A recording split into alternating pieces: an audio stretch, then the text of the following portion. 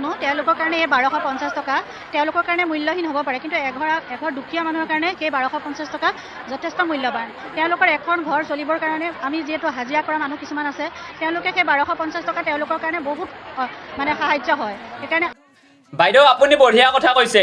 হেমন্ত মামাই এইবিলাক কথা ভাবি চোৱা নাই। অৰুণোদয় দিছে সকলোকে, অসমৰ মানুহ যিমান আছে সকলোৱে অৰুণোদয় পাব লাগে, সকলোৱে চৰকাৰী সাহায্য পাব লাগে, সেনেকুৱাকৈ বস্তুবিলাক দি আছে। সেনেকুৱাকে হেমন্ত মামা সেনেকুৱাকে বস্তু দিলে আকৌ মূল্য নাই। কাৰণ কিয়, দুখীয়াইহে জানে দুখৰ মূল্য।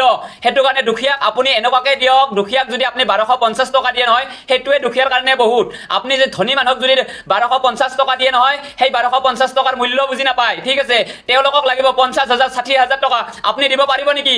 আপুনিতো নোৱাৰে ইমান টকা দিবৰ কাৰণে। সেইটো কাৰণে আপুনি দুখীয়াবিলাকক ভালকে চাওক, 1250 টকা দিয়ে নহয়, 3,000 দিয়ে নহয়, 10,000 দিয়ে। আপুনি যিমান ইচ্ছা সিমান দিয়ক, ভালকে মানুহবিলাক চাই চিন্তি দিয়ক। অসমবাসী ৰাইজ, ভিডিঅ'টো যদি ভাল লাগিছে হেমন্ত মামাৰ ওচৰত শ্বেয়াৰ কৰিব নাপাহৰিব এই মোৰ ভিডিঅ'টো।